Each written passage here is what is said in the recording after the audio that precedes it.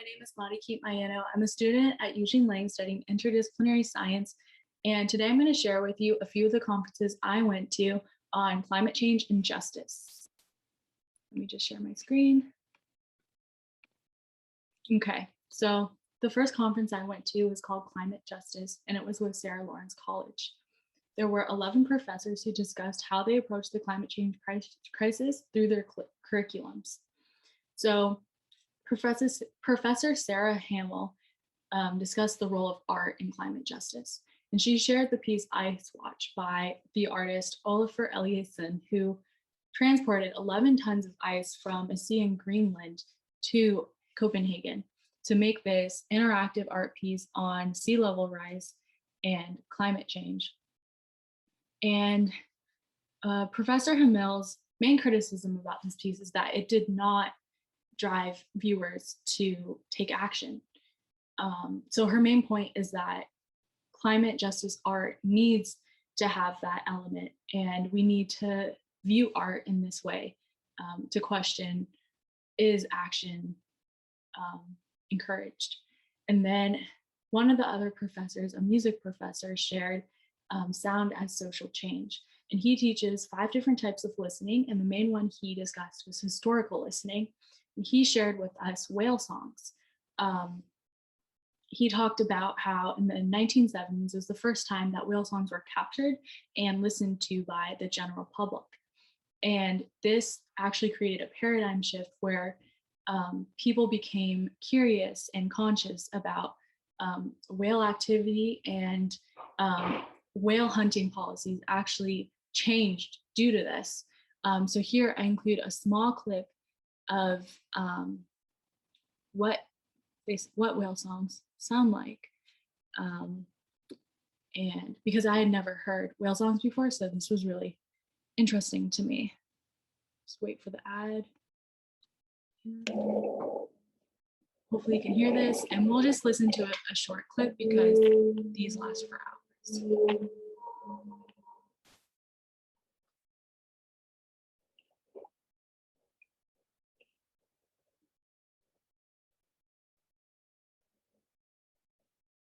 Yeah.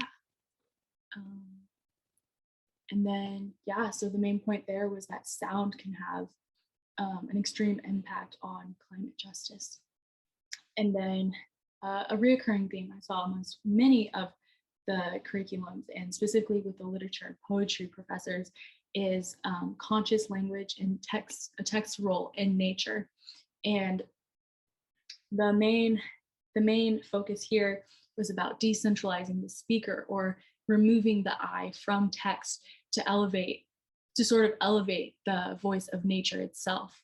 And there was one professor who talked at length about challenging the story of Genesis, and specifically with Adam and Eve, and shifting colonial perspective on nature, this idea that we have dominion over nature, to an idea of more of an ecocentralism narrative. And the main action here is that the disconnect between nature and the individual is closed and is seen as more of an interconnected relationship. Then another talk I went to is called Integrating Environmental Justice and Climate Action with Dr. Branian. Dr. Branian is a civic engineer and a scientist at the Goddard Institute of Space Studies. And he talked at length about redlining, which I really appreciated because I saw that in a lot of the conferences I went to, this was a term that was thrown around a lot. And I appreciate that he delved deeper into it. So he talked about redlining in regards to urban heat distribution.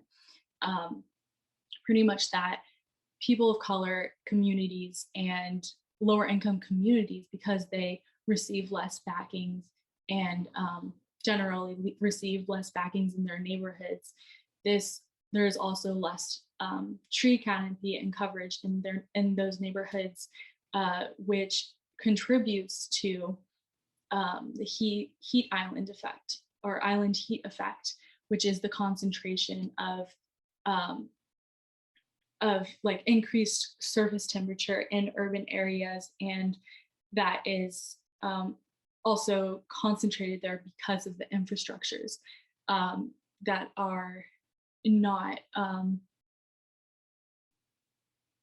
like, for example, don't reflect a lot of the sun's solar radiation. So a lot of his work has to do with urban design and how that heat can be um, reflected out of those concentrations. So he also talks at length about how equity needs to be at the center of climate action conversations and action. So he talks about three different types of equity in his work: distributional, contextual, and procedural. And he mainly focuses on distributional and procedural.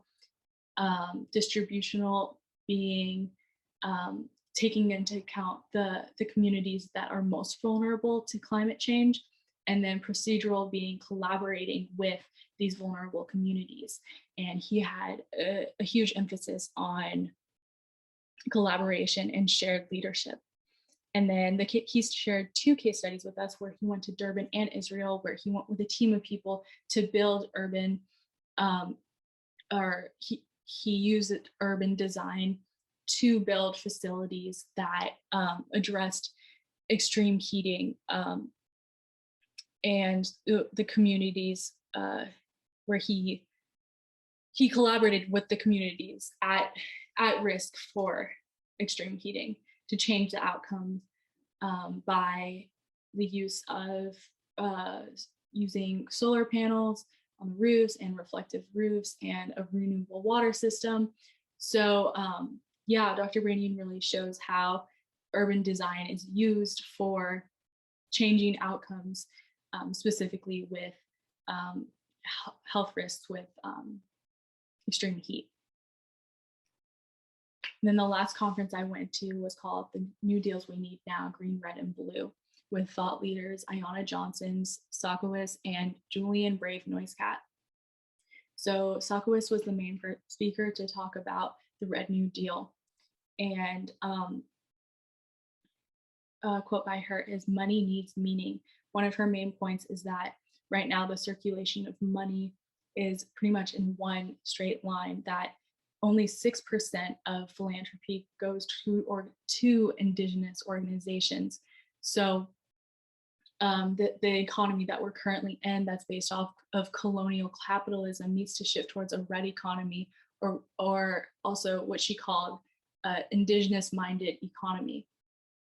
And yeah, one of her main arguments was also that the main problem in our world is actually not climate change, it's genocide and colonialism, which perpetuates climate change.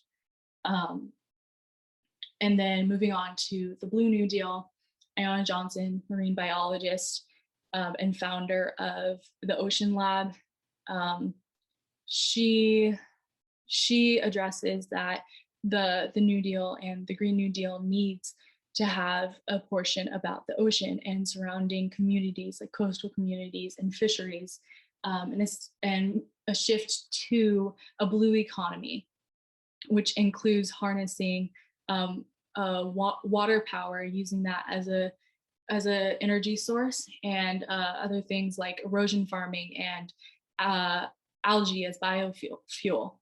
So she also noticed that in the Green New Deal, the ocean is only mentioned once on page 10 of the 14-page document.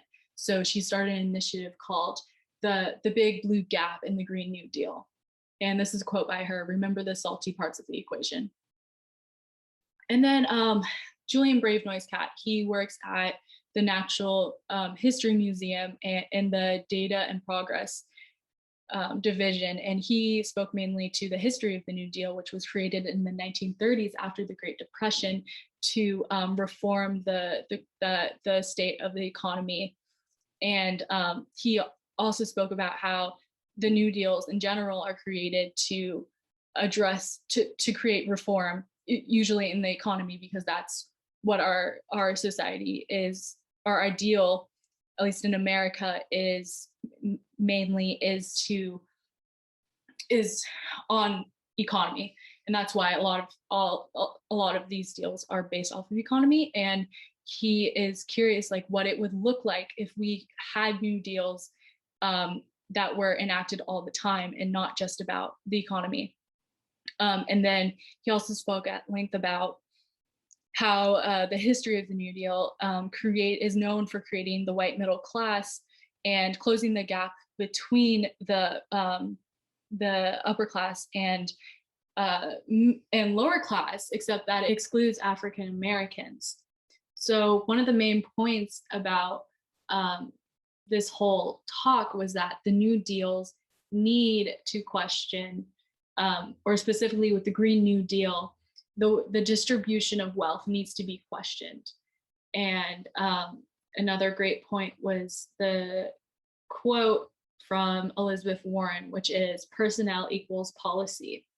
And Stockwitz mentions that one of her pipe dreams is that an indigenous leader from each sovereign nation holds a seat in Congress. So Deb Haaland was referred to also. And yeah, these are the new deals we need now. So moving on to relating this to the class. These are some of my class notes and the mind map that I made. From this visual that I made, what I noticed the most is the interconnected relationship between humans and nature and our ecosystems. And the red represents infection, so either from COVID, or you can see streaks from the car tires, which affected the nearby salmon populations. So this relates to climate change and the conferences I went to, because of the focus on human and nature interconnection and the health impacts that it has on one another and the planet. And these are some of the classes that I've taken that connect with climate change in action. Recommend all of them. And then because of the time constraint, these are just some of my co-curriculars and postgraduate plans.